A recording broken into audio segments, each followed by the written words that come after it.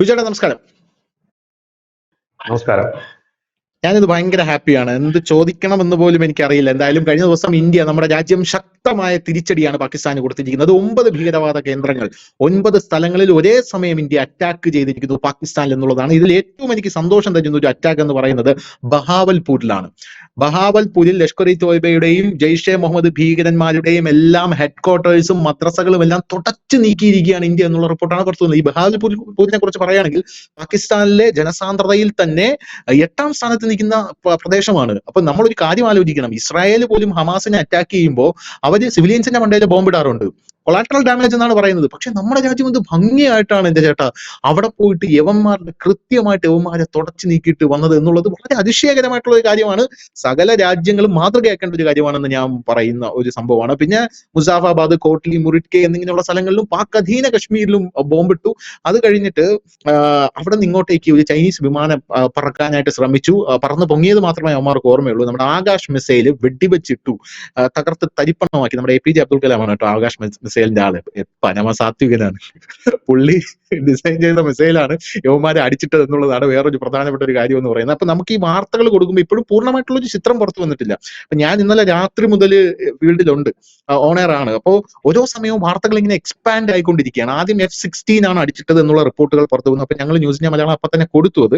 പക്ഷെ അതിനുശേഷം വാർത്തകൾ കുറച്ചുകൂടെ എക്സ്പാൻഡ് ആയപ്പോൾ F-16 അല്ല, അത് JK-17 ആണ്, ചൈനീസ് വിമാനമാണ് എന്നുള്ള ഒരു വാർത്തയാണ് പിന്നീട് അത് മാധ്യമങ്ങൾ തന്നെ തിരുത്തി പറഞ്ഞത്. നമുക്കറിയാമല്ലോ, ഇപ്പൊ ഹിന്ദുവിലൊക്കെ വാർത്തകൾ വരുന്നുണ്ട്, ഇന്ത്യൻ വിമാനം 3 തകർത്തിട്ടു.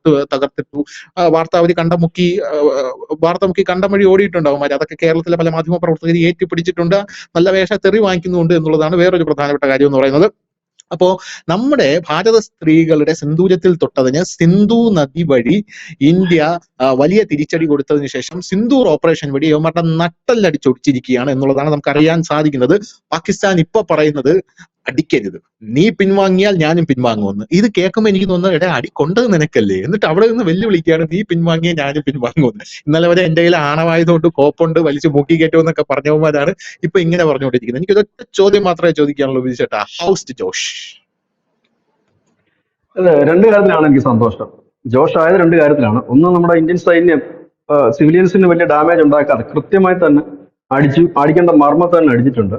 രണ്ടാമത്തെ കാര്യം, ധനുഷിനെ അഭിനന്ദിക്കുകയാണ് ആദ്യം മുതൽ. കാരണം ഈ വാർത്ത എനിക്ക് തോന്നുന്നു കേരളത്തിലെ യൂട്യൂബ് രംഗത്ത് ആദ്യം 3 മണിക്ക് നമ്മുടെ ഫസ്റ്റ് വാർത്ത ഇന്ന് പുലർച്ചെ 3 മണിക്ക് നമ്മൾ അപ്ലോഡ് ചെയ്തു വിത്ത് വിഷ്വലാണ്. അതാണ് എനിക്ക് ഏറ്റവും സന്തോഷം വന്നത്.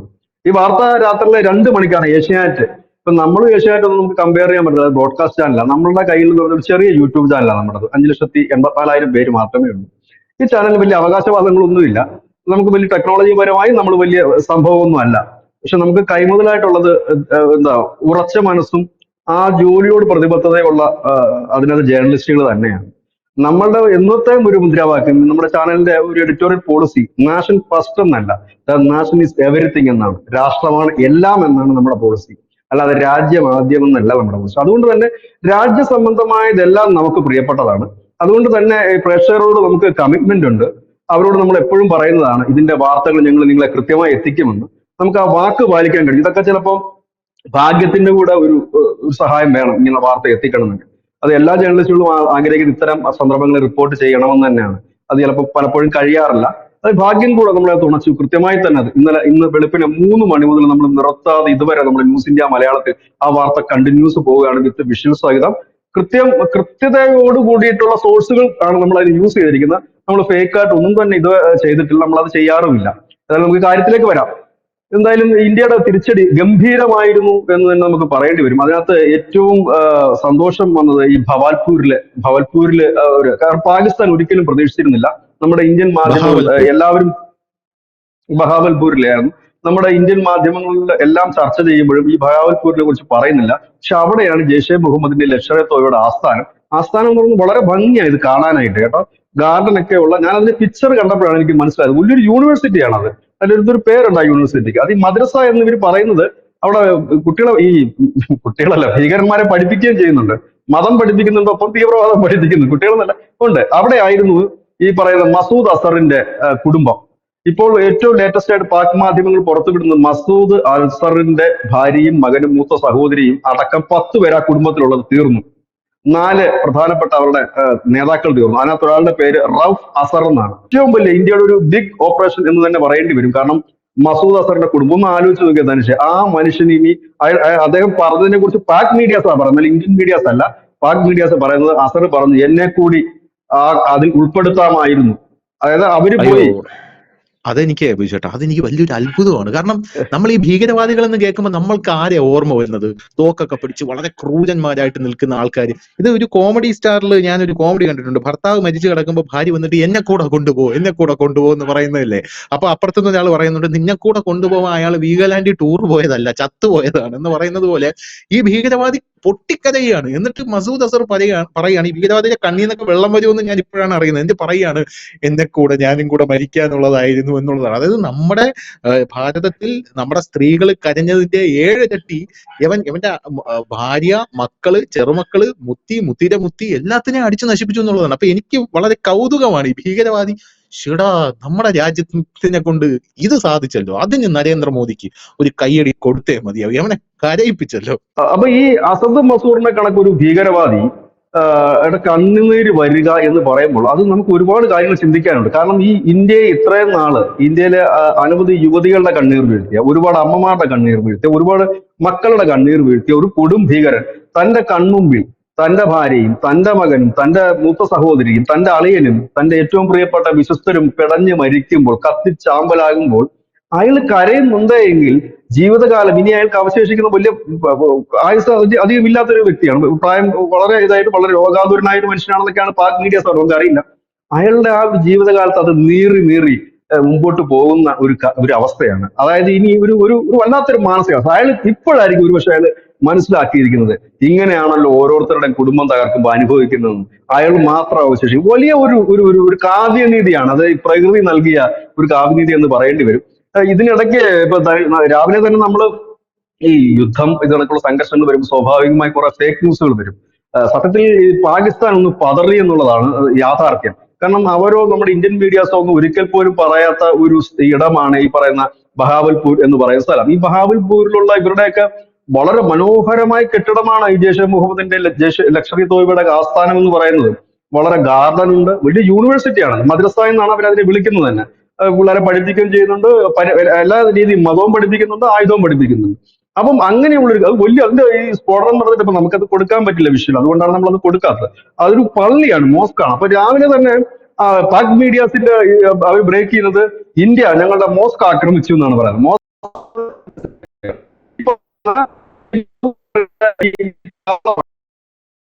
കേന്ദ്രത്തിനെയാണ്, ശരിയാണ്, അത് ഒരു മസ്ജിദ് തന്നെയാണ് അത് ആക്രമിച്ചു എന്നാണ് പറയുന്നത്. അവിടെ തന്നെ ഏതാണ്ട് 300-ലധികം പേർ കൊല്ലപ്പെട്ടിട്ടുണ്ടെന്നാണ് വാർത്തകൾ പുറത്തു വരുന്നത്. ഇതിനിടയിലാണ് ഈ പാകിസ്ഥാന്റെ മീഡിയാസ്, അതിന് ഏറ്റവും വലിയ രസം അവിടുത്തെ ഒരു മുതിർന്ന മാധ്യമപ്രവർത്തകരുണ്ട്, ഹമീദ് മീർ എന്നാണ് അദ്ദേഹത്തിന്റെ, ഹമീദ് മീർ. അദ്ദേഹത്തിന്റെ ഒരു ട്വീറ്റ് വരുന്നു. ആ ട്വീറ്റിനെ എഴുതിയിരിക്കുന്നു ഇന്ത്യയുടെ 9 വിമാനങ്ങൾ പാക് സൈന്യം തകർത്തു എന്നാണ്. ഇത് കണ്ടപ്പോഴേ നമുക്ക് ചിരിയാണ് വരുന്നത്. കാരണം 9 വിമാനമൊക്കെ തകർക്കാൻ വേണ്ടി ഇന്ത്യ നിന്ന് കൊടുക്കൂ. അപ്പം ഇച്ചിരി കഴിഞ്ഞപ്പോൾ ഈ പോസ്റ്റ് എഡിറ്റ് ചെയ്തിട്ടുണ്ടായിരുന്നു, ട്വീറ്റാണ്. പിന്നെ ട്വീറ്റ് എഡിറ്റ് ചെയ്യുന്നു, അതിനകത്ത് പറയുന്നു 6 വിമാനങ്ങളാക്കി. അപ്പോഴത്തേക്കും ഞാൻ നേരെ ഡോൺ പത്രം പോയി നോക്കി, പാകിസ്ഥാന്റെ. ഇപ്പൊ ഡോൺ പത്രത്തിൽ കിടക്കുന്നു ഇന്ത്യയുടെ 5 ജെറ്റുകൾ തകർത്തു പാകിസ്ഥാൻ. സാധാരണ നമ്മളെ കണക്കൊക്കെ ഒരു ചെറിയ സ്ഥാപനം പോലും ഒരു വാർത്ത കൊടുക്കുമ്പോൾ കൃത്യമായ വിമാനത്തിന്റെ പേരെങ്കിലും കൊടുക്കാൻ ശ്രമിക്കാറുണ്ട്. അപ്പൊ അതിനകത്ത് ഞാൻ നോക്കി ഇവരുടെ പേരൊന്നും കാണുന്നില്ല. അപ്പൊ അതിനകത്ത് കിടക്കുന്നു. കുറച്ച് കഴിഞ്ഞപ്പോഴാണ് വീണ്ടും ഈ വാർത്ത ഡോൺ എഡിറ്റ് ചെയ്യുന്നു. അപ്പൊ അവർ എഴുതി ചേർക്കുന്നു ഒരു റഫേൽ വിമാനം, ബാക്കി 4 ജെറ്റുകളാണ്. ജെറ്റ് ഏതാന്ന് അറിയാൻ മേലാത്ത ഇവന്മാർക്ക് ഒരു വിമാനത്തിന്റെ പേര് പോലും അറിയാൻ മേലാത്ത ഒരു അവസ്ഥയിലാണ് ഈ സാധനം പോയിക്കൊണ്ടിരിക്കുന്നത്. ഇവർ റഫേൽ എന്തുകൊണ്ടാണ് ഇവർ യൂസ് ചെയ്യുന്നത് അറിയാം പേര്? ഇന്ത്യൻ മീഡിയാസ്, നമ്മുടെ നാഷണൽ മീഡിയാസ് പറഞ്ഞു റഫേലിൽ നിന്നാണ്. കാരണം ഇതുവരെ നമ്മുടെ സൈന്യം വെളിപ്പെടുത്തിയിട്ടില്ല ഏത് വിമാനത്തിൽ നിന്ന് അടിച്ചതെന്ന്.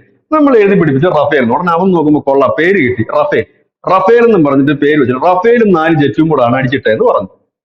അത് കഴിഞ്ഞപ്പോ പിന്നെ ഒരു ട്വീറ്റുകൾ വരാൻ തുടങ്ങി. 3 വിമാനങ്ങളാണ്, അതായത് 9-ൽ നിന്ന് 6 ആയി, 6 5 പിന്നെ 3 ആയി. ഇച്ചിരി കഴിഞ്ഞപ്പോഴത്തേനും നമ്മുടെ ലോക്കൽ മീഡിയാസ് ഒരു വാർത്ത പുറത്തു വിടുന്നു, JF-70. അവിടെയാണ് നമുക്ക് വെളുപ്പിന് ഒരു വാർത്ത നമ്മൾ കൊടുത്തു. നമ്മൾ കൊടുത്തപ്പം ആ വിമാനത്തിന്റെ പേര് തെറ്റി എന്നേ ഉള്ളൂ. ഇത് ചൈനീസ് വിമാനമാണ് JF-70 എന്ന് പറയുന്നത്. ആ വിമാനം അടിച്ചിട്ടു. അത് നമ്മുടെ നിയന്ത്രണ രേഖ കടന്ന് വരാൻ ശ്രമിച്ചപ്പോഴും അടിച്ചിട്ടു.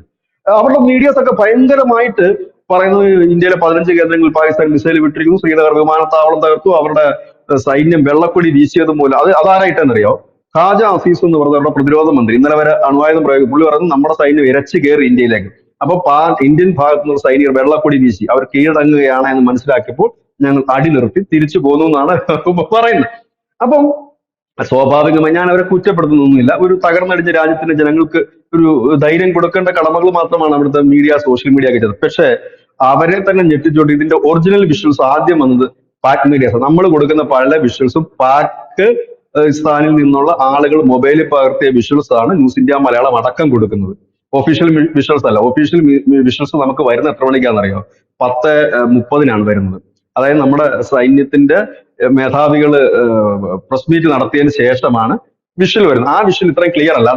അത് അവരുടെ ഈ എന്താ പറയുന്ന ഓപ്പറേഷന്റെ വിഷ്വൽസാണ് കാണിക്കുന്നത്. അത് അവരുടെ രീതിയിൽ എടുക്കുന്ന വിഷ്വൽസാണ്. നമ്മുടെ വിഷ്വൽസ് അങ്ങനെയല്ല. ഓടുന്ന ജനം പോകുന്ന വഴിക്ക് മൊബൈലിൽ പകർത്തിയ ചിത്രങ്ങളാണ് നമുക്ക് കിട്ടിയത്. ആ വിഷ്വൽസ് ആണ് ഈ പാകിസ്ഥാനിലെ ഹോസ്പിറ്റലിൽ പോകുന്ന വിഷ്വൽസ്. അല്ല, അത് അങ്ങനെ ഉണ്ടല്ലോ. അപ്പൊ ഇന്ത്യയിൽ മാത്രമല്ല, പാകിസ്ഥാനിലും ഉണ്ട് ഇതൊക്കെ അക്രമം എന്നൊക്കെ ഇങ്ങനെ പ്രശ്നങ്ങളൊക്കെ മൊബൈലിൽ പകർത്തുന്നത്. അപ്പം ആ ഓടുന്ന വഴിക്ക് പോയവനും ഹോസ്പിറ്റൽ ആംബുലൻസിൽ കിടക്കുന്നവനും ഒക്കെ പിടിച്ച വിഷ്വൽസ് ആണ് നമ്മളിപ്പോ കൊടുത്തുകൊണ്ടിരിക്കുന്ന പല വിഷ്വൽസ്. നമ്മൾ മാത്രമല്ല, ഏകദേശം എല്ലാ ചാനൽസും കൊടുക്കുന്ന ആ വിഷ്വൽസ് തന്നെ. അത് വളരെ ക്ലാരിറ്റിയുള്ള വിഷ്വൽസ് ആണ്. അപ്പൊ അത് വരുന്നു. അത് വന്നു കഴിയുമ്പോഴത്തേനും പാകിസ്ഥാൻ എന്ത് ചെയ്യണം എന്നറിയില്ല. അപ്പോൾ തന്നെ അവർ അവിടെ റെഡ് അലർട്ട് പ്രഖ്യാപിക്കുന്നു. അടിയന്തരാവസ്ഥ പ്രഖ്യാപിച്ചിരിക്കുന്നു. പാകിസ്ഥാനിൽ അടിയന്തരാവസ്ഥയാണ്. അടിയന്തരാവസ്ഥ അവർ പ്രഖ്യാപിക്കും. കാരണം ഇവരുടെ ഈ ഒരു കിളി പോയി.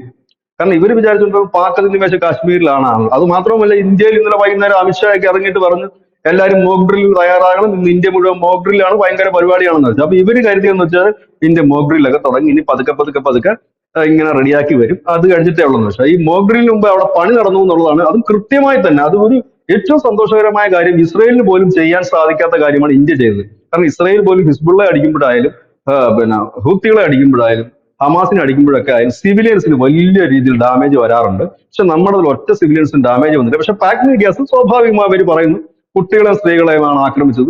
ഞങ്ങളുടെ 100 കണക്കിന് വരുന്ന അവർ പല റിപ്പോർട്ടുകളാണ് കൊടുക്കുന്നത്. 90 എന്ന് പറയുന്നുണ്ട്, 120 എന്ന് പറയുന്നുണ്ട്. അവർ ഞങ്ങളുടെ കുട്ടികളെയും സ്ത്രീകളെയുമാണ് ഇവര് ഇന്ത്യ ആക്രമിച്ചത്, ഞങ്ങളുടെ പള്ളി ആക്രമിച്ചു എന്നൊക്കെയാണ് ഇവർ പറയുന്നത്. പക്ഷെ ലോകത്തിന് കാര്യം കൃത്യമായിട്ട് മനസ്സിലായി. അത് മാത്രമല്ല, ഈ ബാലക്കോട്ടും ഉറിക്കുമൊക്കെ ഒരു പിഴവ് സംഭവിച്ചു. കാരണം നമ്മുടെ സൈന്യം ഒരാഴ്ചയ്ക്ക് ശേഷമൊക്കെയാണ് ഇതിന്റെ വിഷ്വൽ കൊടുക്കാൻ തയ്യാറായത്. കാരണം അങ്ങനെ നമുക്കൊരു കീഴ്വഴക്കമില്ല. നമ്മുടെ സൈന്യം തിരിച്ചടിച്ചു കഴിഞ്ഞാൽ അങ്ങനെ അതിന്റെ ഒരു ഇതില്ല. പക്ഷെ ഇത് അങ്ങനെയല്ല. കൃത്യമായി തന്നെ തിരിച്ചടിക്കുകയും തിരിച്ചടിച്ചിട്ട് അതിന്റെ ഒരു ലോകത്തോട് പറയാൻ നമ്മൾ 2 വനിതകളെയാണ് നിയമിച്ചത് എന്ന് പറയുന്നിടത്താണ് കൃത്യമായ മറുപടിയാണ് അത് ഇന്ത്യ പാകിസ്ഥാൻ കൊടുത്തത്. നൽകിയിരിക്കുന്നത്. ഓരോ കാരണം സമയം അതൊരു കഴിയുന്തോറും ഈ തിരിച്ചടിയുടെ ഒരു വ്യാപ്തി ബിജുട്ട ഓരോ സമയം കഴിയുന്തോറും ഇതിന്റെ പ്രഹരശേഷിയുടെ ആ ഒരു ഭീകരത വർദ്ധിച്ചു വർദ്ധിച്ചു വരികയാണ്. ഓരോ സമയം കഴിയുന്തോറും അത് വർദ്ധിച്ചു. അപ്പോ ശക്തമായിട്ടുള്ള അടി പാകിസ്ഥാന് കിട്ടിയിട്ടുണ്ട് എന്നുള്ള കാര്യത്തിൽ യാതൊരുവിധ തർക്കവുമില്ല. പാകിസ്ഥാൻ ഇപ്പോ ഞാൻ റിപ്പോർട്ട്സ് പരിശോധിക്കുമ്പോൾ മനസ്സിലാവുന്നത് തിരിച്ചടിക്കും. പാക് സൈന്യം പറഞ്ഞിട്ടുണ്ട് ഞങ്ങൾ തിരിച്ചടിക്കും എന്ന് പറഞ്ഞിട്ടുണ്ട്. അങ്ങനെ യവമാര് തിരിച്ചടിച്ചു കഴിഞ്ഞാൽ യവമാര് പിന്നെ ആ മാപ്പിൽ ഉണ്ടാകും എന്ന് തോന്നുന്നുണ്ടോ? അല്ല, ഇതിനകത്ത് ഇതെന്ന് പറഞ്ഞാൽ ഇന്ത്യ നോട്ടമിട്ടിരിക്കുന്നത്, അത് ഇന്ത്യയുടെ ഇന്റലിജൻസ് കൊടുത്തിരിക്കുന്ന ലിസ്റ്റ് പ്രകാരം 27 ഭീകര കേന്ദ്രങ്ങളുണ്ട്. അതിൽ 9 ഭീകര കേന്ദ്രങ്ങളെയാണ് നമ്മൾ ലക്ഷ്യം വെച്ചത്. പക്ഷെ 24 എണ്ണമാണെന്നാണ് പാകിസ്ഥാൻ പറയുന്നത്. നമ്മുടെ സേന 9 ഇടത്തെ നമ്മൾ പറഞ്ഞിട്ടുണ്ട്. പക്ഷെ അതിനോടനുബന്ധിച്ചിട്ട് തന്നെ നടന്നിട്ടുണ്ട്. 24 ഇടത്തുനിന്ന് അവർ പാക് മീഡിയ പറഞ്ഞത്. പക്ഷെ എപ്പോഴും നമ്മളുടെ ഒരു രാജ്യങ്ങൾ, നമ്മുടെ ഇന്ത്യ പോലൊരു രാജ്യമൊക്കെ, ഇന്ത്യ മാത്രമല്ല ഒരു ഇതുപോലെ എല്ലാ നിയമങ്ങളും ഒക്കെ പാലിച്ച് മുമ്പോട്ട് പോകുന്ന രാജ്യങ്ങൾ ഒരിക്കലും എതിർപക്ഷത്ത് ഇത്ര പേര് മരിച്ചുവെന്നോ ഇല്ലെങ്കിൽ അവരുടെ എന്തൊക്കെ പോയെന്നോ അങ്ങനെ സാധാരണഗതി പറയാറില്ല ഒരു രാജ്യം. കാരണം അത് ചെയ്യുന്ന മോശമായ ഒരു കാര്യമായതുകൊണ്ടാണ് നമ്മളത് ചെയ്യാത്തത്. പകരം നമ്മൾ പറയുന്നത് സാധാരണഗതി നമ്മൾ കണ്ടിട്ടുള്ളത് ഈ നമ്മുടെ ജമ്മു കാശ്മീരിലൊക്കെ അതിർത്തിയിൽ വലിയ അടി കൊടുത്തതിന് നമ്മൾ പറയുന്നത് വലിയ ആൾനാശം ഉണ്ടായി അല്ലെങ്കിൽ വലിയ നാശനഷ്ടം ഉണ്ടായി എന്നൊരു വാക്കാ പറയുന്നത്. അപ്പൊ അതിൽ നിന്നും തന്നെ പിന്നെ എവിടെയാണ് ആശ്രയിക്കുന്നത്? പിന്നെ നമ്മൾ പാക് മീഡിയാസിനെയാണ് ആശ്രയിക്കുന്നത്, എത്ര പേര് ചത്തു എന്നറിയാനായിട്ട്. ഇത് കണ്ടില്ലെങ്കിൽ വേറെ ആരെങ്കിലും അവിടുത്തെ ഇതുപോലുള്ള ആരെങ്കിലും വീഡിയോ പിടിച്ചിടുന്നത് കാണാം, ശവപ്പെട്ടിയെ കൊണ്ട് പോകുന്നതും വരുന്നതും, അല്ലെങ്കിൽ കവറടക്കത്തിന്റെ ഒക്കെ വിഷ്വൽസ് കാണാം. അതാണ് നമ്മൾ സാധാരണ എടുക്കുന്നത്. അപ്പൊ നമ്മൾ ഈ യുദ്ധ സമയത്ത് നമ്മൾ കൂടുതൽ ആശ്രയിക്കേണ്ടത് എന്താണെന്ന് ചോദിച്ചു കഴിഞ്ഞാൽ ക്രെഡിബിലിറ്റി ഉള്ള മീഡിയാസിനെയാണ്. പ്രത്യേകിച്ച് ഈ ഇന്ത്യൻ വിമാനങ്ങൾ അടിച്ചിട്ടു എന്ന് പറയുന്നത് മുഴുവൻ ഫോറിൻ മീഡിയാസ് ആണ്. പ്രത്യേകിച്ച് BBC, CNN, അതുപോലെ തന്നെ ന്യൂയോർക്ക് ടൈംസ് ഒക്കെ തുടങ്ങിയ മാധ്യമങ്ങൾ ഉള്ള കാലം, അതായത് ആ മാധ്യമങ്ങൾ തുടങ്ങിയ കാലം അത് ഹിന്ദുവിനും ഇന്ത്യക്കും എതിരായി പ്രവർത്തിക്കുന്ന മാധ്യമങ്ങളാണ്. അവര് എന്നും ഇന്ത്യക്ക് എതിരായിട്ടുള്ള റിപ്പോർട്ടുകൾ മാത്രമേ കൊടുക്കാറുള്ളൂ. അപ്പൊ അവരുടെ കാര്യത്തിൽ നമ്മൾ ഒരിക്കലും അവരെ വിശ്വാസത്തിൽ എടുക്കാറേയില്ല. അവർ തന്നെ റിപ്പോർട്ട് ചെയ്തിരിക്കുന്നത് BBC-യുടെ ഉറുദു പത്രം റിപ്പോർട്ട്, ഉറുദു പത്രമാണ് അവരുടെ ഉറുദു വേർഷൻ, BBC-യുടെ ഉറുദു വേർഷനാണ് കൊടുത്തിരിക്കുന്നത്. ഇന്ത്യൻ വിമാനങ്ങൾ ഇട്ടു എന്നിട്ട് അവരതിൽ പറയുന്ന ഒരു കാര്യമുണ്ട്, പാകിസ്ഥാനിലെ പ്രാദേശിക മാധ്യമങ്ങളെ ഉദ്ധരിച്ചാണ് ഈ വാർത്ത ചെയ്യുന്നത്. അപ്പോഴും റോയിട്ടേഴ്സ് സമ്മതിക്കുന്നു. ഇതിനേക്കാളും ഭേദം എനിക്ക് തോന്നുന്നു മറ്റേ അൽ ജസീറ ആണെന്ന് തോന്നുന്നു. ഭീകരവാദികളുടെ ഇഷ്ടപ്പെട്ട ഒരു മാധ്യമമാണ് അൽ ജസീറ. അവർ പക്ഷെ മാന്യമായിട്ടായിരുന്നു ഈ ഒരു വിഷയത്തിൽ അവർ കൈകാര്യം ഉള്ളതാണൊക്കെ അവർ പറഞ്ഞു. അപ്പം ഇങ്ങനെയാണ് അതിനകത്തൊരു കാര്യം വന്നത്. പക്ഷെ ഇവിടെ ശ്രദ്ധിക്കേണ്ട ഒരു കാര്യമുണ്ട്. കുറച്ചു മുമ്പ് നമ്മൾ കേട്ടൊരു വാർത്ത, ഈ ഖാജ അസീസ് പറഞ്ഞിരിക്കുന്നു ഇന്ത്യ, ഇപ്പൊ ധനുഷ് നേരത്തെ പറഞ്ഞ കണക്ക് ഇന്ത്യ പിന്മാറാമെങ്കിൽ ഞങ്ങൾ പിന്മാറാം എന്നവർ പറഞ്ഞു. പക്ഷെ അതിന് വലിയ വാലിഡിറ്റി നമ്മൾ കൊടുക്കേണ്ട ആവശ്യമില്ല. കാരണം ഖാജ അസീസിനെ പോലുള്ളവർക്കൊന്നും അവിടെ വലിയ വിലയും നിലയൊന്നുമില്ല. ഇപ്പം നമ്മുടെ ഇന്ത്യൻ പ്രധാനമന്ത്രിയാണ് ഇല്ലെങ്കിൽ ഇന്ത്യൻ പ്രതിരോധ മന്ത്രിയാണ് ഒരു പ്രസ്താവന നടത്തിയതെങ്കിൽ നമുക്കോ ഇല്ലെങ്കിൽ ലോകത്തിനെ വിശ്വസിക്കാൻ പറ്റും. പക്ഷെ അവിടെ എന്ന് പറഞ്ഞാൽ ഈ സൈന്യത്തിന്റെ കയ്യിലാണ് എല്ലാം ഇരിക്കുന്നത്. അവിടെ ഈ ഖാജ അസീസ് എന്നൊക്കെ പറഞ്ഞ പ്രത്യേകിച്ച് റോളൊന്നുമില്ല, എന്തെങ്കിലുമൊക്കെ പറയുക എന്നുള്ളത്. കാരണം അടുത്ത വർഷം തെരഞ്ഞെടുപ്പ് നടക്കാൻ പോകും പാകിസ്ഥാൻ. അപ്പൊ ഇങ്ങനെയൊക്കെ നിൽക്കുന്ന അവസ്ഥയിൽ അതുകൊണ്ട് അവര് പറയുന്നതൊന്നും നമ്മളൊന്നും കേൾക്കേണ്ട കാര്യമില്ല. പക്ഷെ ഒരു കാര്യം അതിൽ നിന്ന് വ്യക്തമാണ് ഖാജ അസീസിന്റെ വാക്കുകളിൽ നിന്ന്, അത് മറ്റൊന്നും അല്ല, അവർ ഒരിക്കലും പ്രതീക്ഷിക്കാതെ ഭയന്നു പോയി. പ്രത്യേകിച്ച് അവിടെ കൃത്യമായ ഭീകരത ആളുകൾ അവര് കരുതിയത് POK ഇത് എവിടെയാണ് അടി നടന്നത്? പഞ്ചാബിന്റെ ബോർഡറിലാണ് അടി നടന്നത്. നമ്മുടെ പഞ്ചാബിന്റെ ബോർഡറിൽ നിന്നാണ് അവരുടെ കേന്ദ്രത്തിൽ അടി നടന്നത്. അവർ പ്രതീക്ഷിച്ചുകൊണ്ടിരുന്ന അടി POK-യിലാണ്. POK-യിൽ നമ്മൾ അടിച്ചു. അവരുടെ ഈ പറയുന്ന ബഹാവൽപൂർ എന്ന് പറയുന്നത് 100 കിലോമീറ്റർ അകലെയാണ് ഇന്ത്യയിൽ നിന്ന്. അതിൽ ഏറ്റവും ശ്രദ്ധേയമായ കാര്യം ഒരൊറ്റ ഇന്ത്യൻ വിമാനം പോലും ഇന്ത്യൻ അതിർത്തി കടന്നില്ല എന്നുള്ളതാണ്. ഇവിടെ നമ്മൾ ഉപയോഗിച്ചത്, മാധ്യമ വാർത്തകൾ ശരിയാണെങ്കിൽ, രണ്ട് ടൈപ്പാണ്. ഒരു മിസൈൽ ഉപയോഗിച്ചിട്ടുണ്ട് നമ്മൾ, ഒപ്പം തന്നെ ഒരു ബോംബുമാണ് നമ്മൾ അതിൽ യൂസ് ചെയ്തിരിക്കുന്നത്. അതായത് നമ്മുടെ തന്നെ പ്രധാനപ്പെട്ട മിസൈൽസ് ആയ ബ്രഹ്മോസ് ഒന്നും ഇത് യൂസ് ചെയ്തിട്ട് പോലും ഇല്ലെന്ന് കൂടെ ആലോചിക്കണം. പിന്നെ നമ്മുടെ കൂടുതൽ വിമാനങ്ങളിൽ പങ്കെടുത്തിട്ടില്ലെന്നാണ് വിവിധ മാധ്യമങ്ങൾ പറയുന്നത്. വളരെ കുറച്ച് വിമാനങ്ങളും വളരെ നോർമൽ ആയിട്ടുള്ള ആയുധങ്ങൾ വെച്ചിട്ടാണ് നമ്മൾ ഇവരെ അടിച്ചിരിക്കുന്നത്. അതിൽ എന്താണ് നമ്മൾ വിജയിക്കുന്നത് വെച്ചാൽ, ആയുധം ഉണ്ടായിട്ട് കാര്യമില്ല, അത് കൃത്യമായിട്ട് ഉപയോഗിക്കാൻ അറിയണം. അത് ഇന്ത്യൻ സേന കൃത്യമായിട്ട് തന്നെ ഇട്ടു. കാരണം ഉപയോഗിക്കുന്ന ആയുധം കൃത്യമായിട്ടാണ് കൂടുതൽ ഉപയോഗിക്കേണ്ട കാര്യമില്ല. അപ്പം കേവലം 2 ആയുധങ്ങളുടെ പേര് മാത്രമാണ് ഇതുവരെ പുറത്തു വരിക. കാരണം നമ്മുടെ കയ്യിലാണ് ബ്രഹ്മോസ് ഉൾപ്പെടെയുള്ള ഏറ്റവും സൂപ്പർ ആയിട്ടുള്ള ആയുധങ്ങളുണ്ട്, ഏറ്റവും അടിപൊളി ആയുധങ്ങളുണ്ട്. ഇതൊന്നും നമ്മൾ യൂസ് ചെയ്തില്ല. എന്തിനേറെ പറയുന്നു, ലൈൻ ഓഫ് കൺട്രോൾ LOC പോലും നമ്മൾ ക്രോസ് ചെയ്തില്ല. അപ്പൊ നമ്മുടെ വിമാനങ്ങളൊന്നും ക്രോസ് ചെയ്യാത്തടത്ത് അവര് നമ്മുടെ വിമാനത്തെ ആക്രമിച്ചു എന്ന് രാവിലെ അവർ പറഞ്ഞത് 3 ഇന്ത്യൻ സേനാംഗങ്ങൾ ഞങ്ങളുടെ പിടിയിലുണ്ടെന്നാണ് പറഞ്ഞത്. അപ്പം അങ്ങനെ നമുക്കൊരു കാഷ്വാലിറ്റി 1:52 നമ്മുടെ ഇന്ത്യൻ സേന ചീറ്റ് ചെയ്യുമ്പോൾ അവരത് എടുത്തു പറയുന്ന കാര്യമുണ്ട്, ഒരു കാഷ്വാലിറ്റി ഇന്ത്യൻ ഭാഗത്തുണ്ടായിട്ടില്ല എന്നവർ പറയുന്നുണ്ട്. അത് മാത്രമല്ല, നമ്മൾ നമ്മുടെ അതിർത്തിയിൽ നിന്നാണ് അടിച്ചത്. അവിടെ എങ്ങനെയാണ് നമ്മുടെ വിമാനം തകർക്കാൻ കഴിയുക? അപ്പം ഈ സ്വാഭാവികമായിട്ട് ഞാൻ പറഞ്ഞില്ലേ, നമ്മുടെ രാജ്യത്തെ വീഴ്ത്തുക എന്നുള്ളതാണ് ഈ BBC അടക്കമുള്ള വിദേശ മാധ്യമങ്ങൾ എക്കാലവും ചെയ്തിരുന്നത്. ഇത് എപ്പോഴും അവരതാ ചെയ്യുന്നത്. അപ്പൊ അതിനകത്ത് നമ്മൾ അതിനകത്ത് വിശ്വാസത്തിൽ എടുക്കേണ്ട ആവശ്യമില്ല. നമുക്ക് എപ്പോഴും ഇപ്പൊ നമ്മൾ വിശ്വാസത്തിൽ എടുക്കേണ്ടത് പാക് മീഡിയയെ തന്നെയാണ്. കാരണം അവന്മാര് ഈ ആദ്യം പറഞ്ഞതൊന്നും അല്ല ഇപ്പൊ പറയുന്നത്. വളരെ കരഞ്ഞുകൊണ്ട് ബുദ്ധിമുട്ടിയാണെങ്കിലും ഉള്ള സത്യങ്ങളൊക്കെ പാവം പറയുന്നുണ്ട്. അപ്പൊ അവരെ നമ്മൾ വിശ്വസിക്കും. ഇതിനേക്കാൾ ഭേദം അതാണ്. വിളിച്ചുകൊണ്ടിരിക്കുകയാണ് പാക് മീഡിയ. സത്യമാണ് കേട്ടോ, ബീച്ചയുടെ വലിയ കോമഡി ആണെങ്കിൽ സത്യമാണ്. ഇപ്പം നമുക്ക് സത്യമായിട്ടുള്ള ന്യൂസ് കാണണമെങ്കിൽ പാക് മീഡിയ കാണേണ്ട അവസ്ഥയാണ്. യവന്മാരെല്ലാം ഇന്ത്യക്കെതിരെ പറഞ്ഞുകൊണ്ടിരിക്കുമ്പോൾ പാക് മീഡിയ പറയുന്നുണ്ട് ഞങ്ങൾക്ക് അടി കിട്ടി, ഞങ്ങൾ ഇത്ര പേര് മരിച്ചു. ഇന്ത്യ 9 എന്നല്ലേ പറയുന്നത്, 24 അടുത്താണ് ഞങ്ങൾ അടിച്ചത്, സ്കാൽപ്പ് മിസൈൽ ഉപയോഗിച്ചു, മറ്റേ ബോംബ് ഉപയോഗിച്ചു, റഫാൽ വിമാനം പറന്നു വന്നു എന്നൊക്കെ പറഞ്ഞുകൊണ്ട് മസൂദ് അസർ അവിടെ കുത്തിയിരുന്ന് കരയുന്നു പറഞ്ഞുകൊണ്ടുള്ള ആങ്കർ കരയുന്നു. അതിനകത്ത് സ്ത്രീകളായിട്ടുള്ള ആങ്കറുകൾ കരഞ്ഞുകൊണ്ടാണ് പറയുന്നത് ദൈവം. എന്നിട്ട് അവർ പറയുന്നുണ്ട് അള്ളാഹ് നിങ്ങളോട് പൊറുക്കില്ല, ഇതിനെന്തായാലും അള്ളാഹ് നിങ്ങളോട് പ്രതികാരം ചെയ്യും, ഞങ്ങളെ നിങ്ങൾ ഇങ്ങനെ ചെയ്യും, കരഞ്ഞുകൊണ്ട് പറയുന്നു ഒരു വാർത്ത. ഒരു പക്ഷെ ഒരിക്കലും മാധ്യമപ്രവർത്തകർ അങ്ങനെ ആകാൻ പാടില്ല അത്ര വലിയ സിറ്റുവേഷൻസ്. പക്ഷെ ഇതൊക്കെയാണ് അതാ ഞാൻ പറഞ്ഞത്. ഇപ്പൊ നമുക്ക് ഏറ്റവും വിശ്വസിക്കാൻ പറ്റുന്ന പാക് മീഡിയാസിനെ തന്നെ. അവര് രാവിലെ പറഞ്ഞതൊന്നും അല്ല ഇപ്പൊ പാവപ്പെട്ടവർ പറയുന്നത്. ഇപ്പൊ ഉള്ള കാര്യങ്ങൾ അവർ പതുക്കെ സത്യം തുറന്നു പറയാൻ തുടങ്ങിയിട്ടുണ്ട്. ഞങ്ങൾ ഇത്ര പേര് പോയി, ഞങ്ങൾക്ക് ഇവിടെ രക്ഷയില്ല, ആശുപത്രിയൊക്കെ നിറഞ്ഞു കവിഞ്ഞിരിക്കുന്നു എന്ന് പറയുന്ന ഒരു അവസ്ഥയിലേക്ക് അവർ, കാരണം അവരുടെ പൊള്ളത്തിൽ അവിടുത്തെ ജനങ്ങൾക്ക് മനസ്സിലാകാൻ തുടങ്ങി. ഇപ്പൊ അവർ ചെയ്യുന്ന പണി എന്താണെന്നറിയാം, ഇരവാദമാണ്. അതെല്ലായിടത്തും അങ്ങനെയാണല്ലോ തീവ്രവാദികൾ ചെയ്യുന്നത്. ആദ്യം ചെന്ന് ചൊറി, തിരിച്ചു കിട്ടിക്കഴിയുമ്പോൾ പിന്നെ ഇരവാദം മുഴക്കും. ഞങ്ങളുടെ പള്ളി തകർത്തു, ഞങ്ങളുടെ ഇത്രയും പേരെ കൊന്നു, ഞങ്ങളുടെ സ്ത്രീകളെയും കുട്ടികളെയും കൊന്നു. അവിടെ നിന്നാണ് നമുക്കിപ്പോ ഈ വാർത്തയും വിഷ്വൽസും ഒക്കെ കിട്ടുന്നത്. പക്ഷെ ഏതായാലും വളരെ നല്ല കാര്യം. പക്ഷെ ഇത് ഇവിടെ കൊണ്ട് അവസാനിക്കത്തില്ല ധനുഷെ. ഇതെനിക്ക് തോന്നുന്നു ഒരുപക്ഷെ ഇന്നോ നാളെയോ കൂടി ഒരടി കൂടെ ഉണ്ടാകും. ബാക്കിയുള്ള കേന്ദ്രം കൂടി തകർക്കാനുള്ള സാധ്യതയുണ്ട്. ഇല്ല എങ്കിൽ ഒരുപക്ഷെ ഇതിൽ പട്ടാള നേതൃത്വം കുറച്ച് ബുദ്ധിപൂർവ്വം പ്രവർത്തിക്കേണ്ടിയിരിക്കുന്നു. ഇതിലിപ്പോ ട്രംപ് പറഞ്ഞതോ ഇല്ലെങ്കിൽ വേറെ ആരെങ്കിലും പറഞ്ഞതോ നമ്മൾ കേൾക്കാം. പണ്ടോട്ടെ നമ്മൾ പറയുന്ന കാര്യമുണ്ട്, ഇന്ത്യക്ക് ഇന്ത്യയുടെ കാര്യം നോക്കി മുമ്പോട്ട് പോകാനേ പറ്റൂ, അല്ല മറ്റു രാജ്യങ്ങൾ വരും സഹായിക്കും എന്ന് പറഞ്ഞിട്ട് ഒരു കാര്യവുമില്ല. അമേരിക്ക ഒന്നും ഒരു കാലത്തും നമ്മളെ സഹായിച്ചിട്ടില്ല. പാകിസ്ഥാന്റെ കൂടെ നിന്ന ചരിത്രമേ ഉള്ളൂ. പിന്നെ അപ്പൊ അവർ പുതിയതായിട്ട് കൊടുക്കുന്നില്ല. പിന്നെ പക്ഷേ ഇസ്രായേൽ ഓപ്പൺ ആയിട്ട് നിന്ന് പറഞ്ഞു ഭീകരവാദികൾ ഏത് മാളത്തിൽ പോയിരുന്നാലും അടിക്കണം, അവരെ കൊന്നൊടുക്കേണ്ടതിനാണ് എല്ലാ പിന്തുണയും പറഞ്ഞു. സ്വാഭാവികം അതിൽ റഷ്യ നമ്മുടെ പരമ്പരാഗതമായ സുഹൃത്താണ്, അവരുമുണ്ട്. ഏതായാലും എന്താ പറയുന്ന ഒരു വലിയ വിജയം എന്ന് തന്നെ നമുക്ക് ഇതിനെക്കുറിച്ച് പറയാം. അതാണ് നമുക്ക് വളരെ കുറഞ്ഞ വാക്കുകൾ നമുക്ക് പറയാൻ കഴിയും. വലിയ വിജയം തന്നെയാണ്. ഇന്ത്യ അത് കൺഫേം ചെയ്തിട്ടുണ്ട്. ഈ 9 അടുത്ത ഭീകരാക്രമണം വലിയ വിജയം തന്നെയാണ്. ഇന്ത്യയിലെ ഒരു പട്ടാളക്കാരന് പോലും ഒരു പോറൽ പോലും ഏറ്റിട്ടില്ല. എല്ലാ വിമാനങ്ങളും സൈനിക ബേസിൽ തിരിച്ചെത്തിയിട്ടുണ്ട്. ഈ വിജയം ഇത് വമ്പൻ വിജയമാണ് ഈ ആക്രമണം എന്ന് തന്നെയാണ് ഇന്ത്യ പറയുന്നത്. അതിന്റെ അർത്ഥം തന്നെ പാകിസ്ഥാനിലെ ഇനി എത്ര ഭീകരവാദികൾ മരിച്ചു എന്ന് മാത്രമേ നമുക്കറിയാനുള്ളൂ. 600 ഭീകരവാദികളെ തുടച്ചു നീക്കി എന്നാണ് മാധ്യമങ്ങളെല്ലാം പറയുന്നത്. പക്ഷേ പാകിസ്ഥാൻ പറയുന്നത് 10 പേരെ മരിച്ചുള്ളൂ, 12 പേരെ മരിച്ചുള്ളൂ എന്നൊക്കെയാണ്. ബലാക്കോട്ടിൽ നടന്നതിന്റെ ഇരട്ടിയാണ് ഈ സ്ട്രൈക്ക് എന്ന് പറയുന്നത്. താങ്ക് യു വിജേട്ടാ, താങ്ക് യു സോ മച്ച്.